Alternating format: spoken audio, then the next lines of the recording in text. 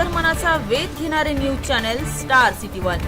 राज्यातील आणि देशातील राजकीय घडामोडी पाहण्यासाठी आणि इतरही बातम्या पाहण्यासाठी सबस्क्राइब करा स्टार सिटी वन।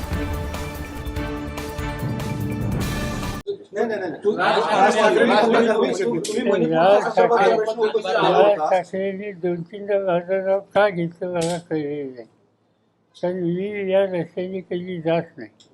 मला महाराष्ट्र थोडासा ओळखतो आणि माझा काही फारसवडी अशी नाही आहे आणि मी कधी आग्रह केलेला नाही आणि करणार नाही.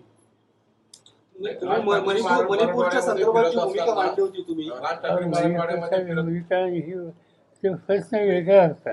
त्याला राज ठाकरे म्हटले की तुम्ही त्याला हातभार लावू नका. हातभार लावायचा प्रश्न कुठे येतो? मी आत्ता बोललो हे हातभाराचं लक्षण नाही तर सुधारण्याचं लक्षण. ते मराठवाड्यामध्ये फिरत असताना त्यांच्या विरोधात अनेक आंदोलनं झाली आणि त्यांनी थेट की हे ठाकरे पवारांचं राजकारण आहे, त्यांना महाराष्ट्र चांगली गोष्ट आहे. त्याची कारण नसताना माझं नाव घेतलं एवढंच सांगतो. मी सुद्धा महाराष्ट्रात फिरतो, मलाही लोकांनी आढळलं, मलाही निवेदन दिलं. तर हे फारच कसं मला निवेदन द्या, मला आढळा.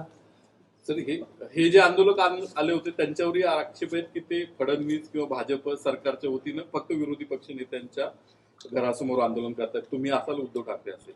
नाही, मी काही कोणाच्याबद्दल हेतूच्याबद्दल सारखा आत्ता घेणार नाही, कारण माझ्याकडे काही पुरावा नाही. पंतप्रधान नरेंद्र मोदी म्हणजे आरक्षणाचं आताच्या बैठकीनंतर केरे पाटील जेव्हा बाहेर आले तेव्हा ते असं म्हणाले की ओबीसीतून मराठ्यांना आरक्षण देता येणार नाही असं तुम्ही सांगितलं. यात तथ्य आहे का? त्यांनी बाहेर माध्यमांना तशी प्रतिक्रिया दिली. हा विषयच काढलेली मी जे बोललो ते सांगितलं. ओबीसीचं देता येणार नाही याची चर्चा माझ्याशी झालेली. या अर्थी मी मुख्यमंत्र्यांच्या बैठकीमध्ये दोघांनाही बोलवा म्हणतो. उजव्यांचं नाव नाही घेतलं तुमच्यासोबत.